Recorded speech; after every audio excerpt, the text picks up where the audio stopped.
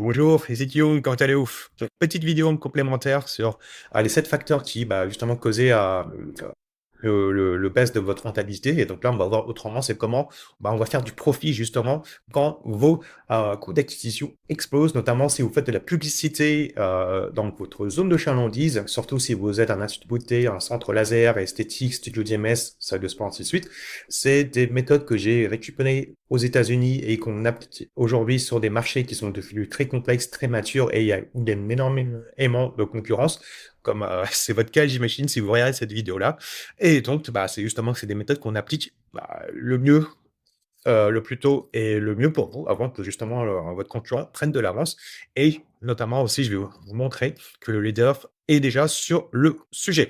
Donc, comme vous pouvez le voir, j'imagine, hein, bon, enfin, ça, c'est tous les gens qui me le disent, c'est qu'eux, de leur côté, c'était d'une certaine manière avant, c'était plus facile et maintenant c'est plus dur. Et voilà, ils ont toujours une nostalgie de avant parce que justement, euh, avant, pas ils dépensent la publicité, les résultats, ils arrivaient, mais au fur et à mesure des mois qui arrivent, quand il y a plus de concurrence, quand il y a plus de centres qui ouvrent, ainsi de suite, et donc la taille du marché baisse, donc le CAC 40. Donc voilà, de leur côté, forcément, ils vont toujours chercher des prestataires ou embaucher de nouvelles personnes pour améliorer les publicités, les créa, comme on dit, peaufiner le ciblage, ainsi de suite. Ça fonctionne au départ, mais ils voient au fur et à mesure que dans les optimisations qu'ils font et dans l'énergie qu'ils font, en fait, il n'y a pas de répercussion au niveau du chiffre. Après, c'est normal, c'est surtout à cause du marché actuellement. Et je vais vous montrer dans cette vidéo-là, c'est parce que, en fait, toute votre stratégie potentiellement est ciblée sur du court terme. Et ce qui fait que, en fait, vous laissez sur la table une grande partie du marché, donc il y a 97%. Vous allez voir, ça va faire sens. Peut-être là, actuellement, forcément, ça ne veut rien dire, mais je vais vous présenter tout ça. Donc, en fait, actuellement, potentiellement, ce que vous faites, donc ça a été mon cas au départ aussi, hein, c'est que on laisse de l'argent sur la table. C'est ce que tout le monde fait, pas faire, pardon, juste une petite faute. Donc, en fait, potentiellement, vous, de votre côté, actuellement, vous perdez de l'argent parce que justement, le ciblage et votre stratégie marketing que vous faites actuellement cible les gens qui sont conscients du produit. Et en fait, c'est un piège, c'est parce que, par exemple, si vous faites de la pub actuellement sur des personnes qui veulent justement finir de l'épaule indésirable, qui veulent mincir, qui veulent faire des stars d'IMS, souvent c'est des gens qui vont, par exemple, vont taper sur Google épilation laser d'Arif, séance IMS près de chez moi, ainsi de suite, ce qui fait que c'est des gens qui sont conscients, donc product aware, ça veut dire qu'ils sont conscients du produit, et ce qui fait que vous n'avez pas trop besoin de les convaincre, justement, ces personnes-là, et ce qui fait que c'est très facile à leur vendre parce qu'ils attendent que ça. Ils attendent que vous leur faites une proposition. Mais voilà, vous savez, c'est les gens qui sont conscients de ça. Il y en a très peu et sont très sollicités par vous et vos concurrents. Ce qui fait que vous, de votre côté, finalement, c'est un marché qui est tout petit, qui est très saturé et la concurrence vise tout simplement ces personnes-là et ce qui fait que vous vous battez en fait sur un petit raisin. Donc, le contraire du petit raisin, c'est le melon. Donc, on va voir ça après. Ce qui fait que, par exemple, potentiellement, si vous faites de la publicité, par exemple, comme chez SmartDoc, qui est très bien, hein, mais seulement, par exemple, si vous faites épilation laser à prix juste à 20 €, en fait, vous communiquez à des gens qui connaissent déjà ce que c'est une épilation laser, potentiellement qui ont déjà fait un bilan master ou ils sont partis chez des big tech ou chez l'ASEO pour faire un devis. Et ce qui fait que le devis est dans les 2 000 à 3 000 euros. Et donc là, SmartDoc arrive derrière pour vous dire que ouais, nous, on a des prix justes, pas très chers. Ça marche. Et ça a fait leur croissance. Ensuite, il y a aussi certains concurrents. Ça, c'est une publicité d'agence qui mène juste la grille tarifaire avec des petits prix. Donc, ce qui fait que, en fait, ça vise automatiquement les gens qui connaissent déjà tout ça. Et aussi, moi, de mon côté, par exemple, sur ce centre-là, où on a rajouté 8 000 € de cash collecté le premier mois. Donc, on a fait ce genre de publicité-là. Ça fonctionne très bien. Donc, nous aussi, de mon côté, je fais ce genre de publicité. Justement, quand on arrive dans un centre où on voit que le marché est plus concurrentiel, autant attaquer directement les gens qui sont conscients du produit et pour tirer un maximum de cash très rapidement. comme ça, le partenaire, il est content dès le départ. Mais par exemple, faire ce genre de stratégie-là, bah, il y a une limite au fur et à mesure parce que, en fait, si tout le monde cible les gens qui sont qualifiés, bah, en fait, déjà, le prospect, bah, il voit des offres partout, il sait plus quoi choisir, on lui fait par ici. Donc, j'en ai parlé pas mal précédemment. Mais c'est surtout qu'il n'y en a pas assez au fur et à mesure. Donc, on va avoir une limite au niveau de la croissance et on va avoir un plateau, un plafond de verre, voilà, pardon, sur cette croissance-là. C'est parce que, bah, en fait, il n'y a pas assez de monde dans votre zone de chalandise qui sont prêts à acheter. Donc, ce qui fait que ça limite votre croissance. Du coup, à contrario, il y a l'opportunité. Bon, ça sonne un peu marketeur, mais l'opportunité des problem aware, qu'est-ce que ça veut dire? C'est un marché beaucoup plus grand et c'est ce que font les grosses entreprises justement dans les marchés hyper saturés. De leur côté, ça leur permet de cibler 10 à 20 fois un marché beaucoup plus grand.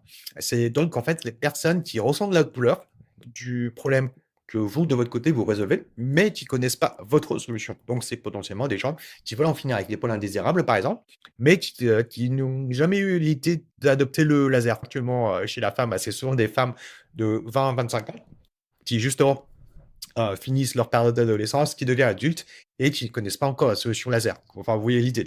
Ensuite, en fait, le melon, c'est parce que, en fait, c'est tellement énorme que rien qu'avec une petite tranche de melon, comme vous pouvez le voir juste avec l'image à gauche, bah, en fait, automatiquement, vous ouvrez votre marché et comme ça, en fait, vous pouvez accélérer votre croissance parce qu'en fait, vous ciblez de façon beaucoup plus large et ce qui fait que bah, il y a beaucoup plus de personnes qui peuvent payer vos prestations, surtout quand vous êtes dans une zone de chalandise où c'est plutôt restreint en nombre d'habitants autour de chez vous. Et donc, moi, ce que j'aime bien, c'est Eugène Swart, c'est lui qui a théorisé les niveaux de conscience. Donc, il y a certaines façons de communiquer en fonction des niveaux de conscience, et je vais vous en parler après. Conscience et aware, hein. Donc, j'utilise des termes anglais parce que on parle souvent de problem aware, product aware, offer aware, ainsi de suite. Donc, j'aurai l'occasion d'en parler après. Donc, la manière dont on fait ça, c'est que, par exemple, au lieu de vendre des lasers, on va surtout vendre la douleur du rasage au quotidien, des points incarnés, de la perte du temps, ou sinon, au lieu de vendre, par exemple, l'IMS, donc de l'électrostimulation pour tonifier le muscle, hein, par exemple, hein, on va surtout vendre 30 minutes de sport par semaine aux personnes débordées souffrant de mal de dos. Donc, vous voyez, en fait, on va cibler spécifiquement des avatars clients et des douleurs, par exemple le mal de dos, ou sinon la perte musculaire chez les femmes et chez les hommes, ainsi de suite, ce qui permet de justement d'avoir une communication beaucoup plus ciblée, mais aussi beaucoup plus large. Parce qu'il y aura beaucoup plus de personnes qui auront mal de dos que de personnes qui sont conscientes que l'IMS, c'est fait pour eux, si vous voyez l'idée. Et donc, ce qui fait que dans votre marché, donc là, il y a la pyramide des acheteurs, ou on peut appeler ça le parcours d'achat, c'est que selon Chet Holmes, donc c'est celui qui a écrit Sales Machine, un bouquin de référence pour les commerciaux. Donc, en fait, votre marché se divise en plusieurs catégories. Donc, il y a le catégorie 1, donc il y a que seulement 3% qui veulent acheter et qui sont prêts à acheter maintenant, ce qu'on appelle les most aware, les plus confiants. Donc, voilà, ils attendent juste une offre. Donc, si vous faites une offre, une petite promotion, ça marche. Donc, c'est pour ça aussi que potentiellement, nous, de notre côté, comme on voit le marché, il s'étend, on va commencer à baisser un petit peu les promos et on va surtout à chercher à faire autrement. Enfin, j'aurai l'occasion d'en détailler plus.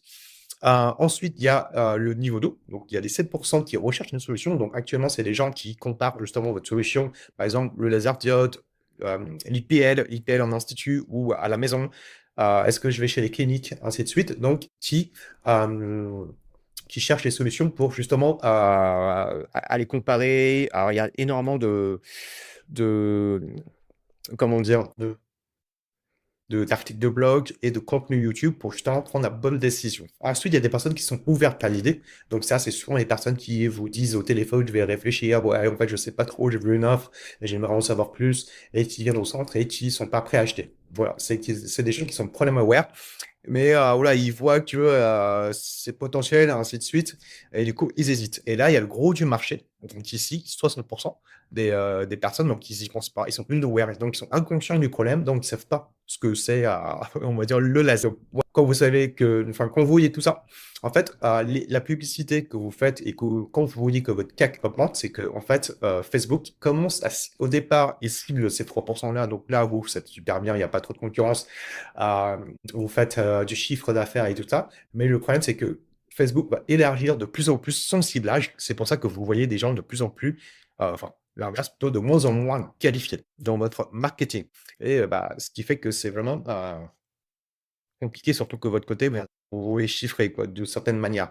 Hem Et faire de cette manière-là, la SEO, ils dominent le marché, notamment, ils sont connus pour l'épilation parce qu'ils parlent que de ça et spécifiquement que de ça et ils n'ont pas besoin de, faire la guerre des prix justement, c'est parce que, en fait, ils ont, le monopole et donc faire comme la SEO, c'est en premier vendre la douleur et pas la technologie, même si, c'est inclus, hein, que vous avez la meilleure technologie et tout ça, on se comprend bien, mais c'est surtout vendre la douleur pour avoir un premier l'attention de la personne. Donc, ce qu'il faut éviter à tout prix, dans une approche, on va dire, traditionnelle actuellement qui se fait sur le marché, c'est de montrer la machine laser, d'une certaine manière. Alors, si vous voyez bien la SEO, regardez bien leur marketing. Ils ont arrêté de montrer leur laser, surtout de par leur publicité. En premier, comment il montre une femme, surtout qui en a marre des poils. Ce qui fait que, surtout que si vous montrez un laser, c'est qu'on ne sait pas trop ce que c'est, si vous voulez.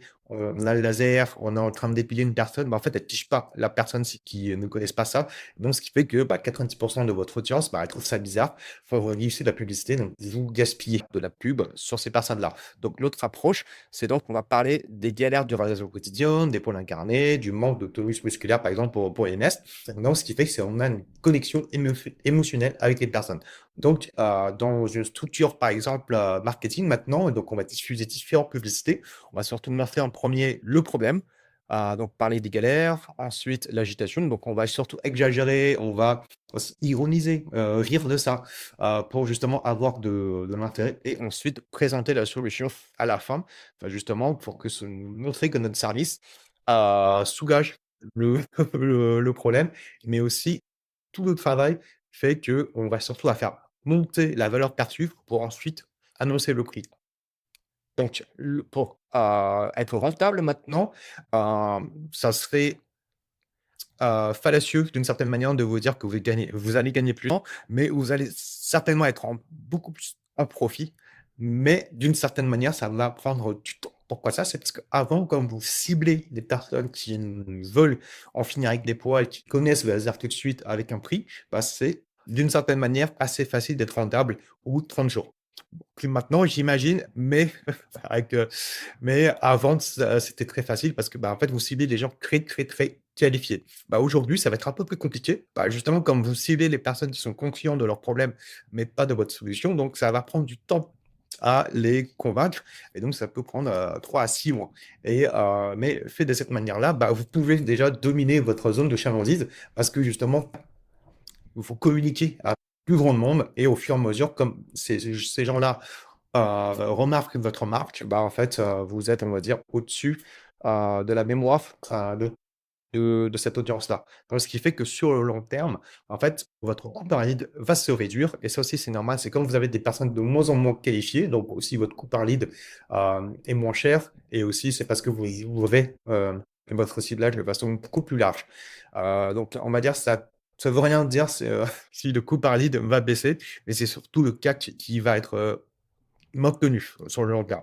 Ensuite, vous allez avoir plus de prospects, hem et beaucoup plus de volume, donc forcément aussi, il y aura des gens beaucoup moins qualifiés, mais là où c'est important, c'est qu'avec votre positionnement et avec tout le marketing que vous ferez, en fait, vous réservez en premier une place dans le cerveau des gens et dès qu'ils sont prêts, ils penseront à vous et là, c'est le bon moment de leur faire l'oeuvre. Donc pour vous donner une idée de résultat de ce qu'on a fait, c'est que depuis le début de l'année, on a investi 3 000 € de publicité. Donc il y a une grande partie des publicités qui sont justement diffusées au niveau de la conscience problème et on a généré au début, c'était pas vraiment bénéfique, mais au fur et à mesure, on a été bénéfique, avec, ce centre-là qui est à Vaux-en-Velin. Donc on a fait 400 000 € l'année, donc enfin l'année n'est pas finie, il reste juste le mois de décembre, mais on a fait entre 30 à 40 000 € de chiffre d'affaires. Et donc juste là, pour un contexte, normalement ici, on a un ROI qui est plutôt élevé, on est plutôt dans du x10.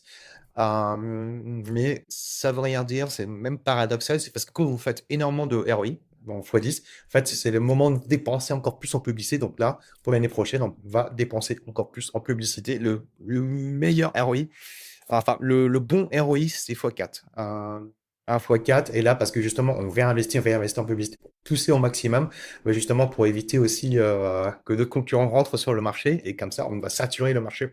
bah, il éviter que d'autres personnes rentrent, jouer avec eux, on va dire. Pour vous montrer un petit peu l'évolution de chiffre du nombre de rendez-vous, pardon, et nombre de nouveaux clients qu'on a. Donc, par exemple, une comparaison de septembre 2025 à 2024. Donc, sur Playity, on a eu 200% de clients en plus. Mais c'est surtout le nombre de rendez-vous qui est intéressant. C'est qu'on a des rendez-vous qui sont beaucoup plus nombreux, donc quasiment à x2. En ligne aussi. Mais souvent, les personnes qui réservent en ligne sont des anciens clients. Donc là, comme vous pouvez, on a aussi augmenté énormément de nombre de clients récurrents. Juste pour aller encore plus loin sur d'autres chiffres, donc octobre 2025, donc pareil ici, hein, donc là, on a plutôt diminué. Donc là aussi, on a commencé à arrêter de chercher des nouveaux clients. On a surtout relancé les anciens clients, comme vous pouvez le voir. Donc, on a moins de nouveaux clients en salon en termes de volume par rapport à l'année dernière, hein, 20 plus 1%, 50%, mais c'est surtout qu'on a, on augmente en fait notre nombre de rendez-vous à chaque fois et surtout le nombre de rendez-vous en ligne. Et ensuite, ici aussi, juste pour vous donner un exemple par rapport à 2 ans, donc octobre 2024 et octobre 2023, on avait fait aussi, là, c'est quand on a commencé à faire de la publicité, là, pendant un an. Donc, on a fait, voilà, si vous faites la pub, forcément, vous allez avoir des résultats très facilement au départ, mais au fur et à mesure, ça se stabilise. Et il y a une petite baisse, donc ici, là, entre octobre 2024 et 2023, donc ça fait plus quasiment 660%. J'ai du mal à le dire. Et donc, pour juste novembre, donc novembre, c'est le mois de Black Friday où tout le monde dépense énormément en publicité. Je sais qu'on a les concurrents, les données d'impression sont publiques, qui dépensaient dans notre zone de chalandise environ 500 € de pub par jour, juste pour un seul centre. Donc, à mon avis, on n'a pas réussi à avoir de bons résultats. On maintient quand même qu'il y a pas mal de nouveaux clients, mais c'est surtout le nombre de rendez-vous qui est toujours bon et qui augmente constamment. Et donc, c'est surtout ça qui vient parce qu'on a moins cherché à faire de nouveaux clients, mais c'est surtout de faire revenir les anciens clients, ce qui fait que c'est là où on a le plus de profit. Pour mettre en place ce système-là, en fait, le seul challenge que ça serait à avoir, c'est qu'il faut un système de relations rentable avant. Pourquoi ça? C'est parce que comme le cycle d'achat est plus long, donc quand vous parlez des personnes qui ont un problème pour qu'ensuite qui prennent votre solution, en fait, il faut du contenu éducatif, que ce soit sur Instagram pour expliquer les bénéfices sur le long terme, pour expliquer en fait les causes des problèmes.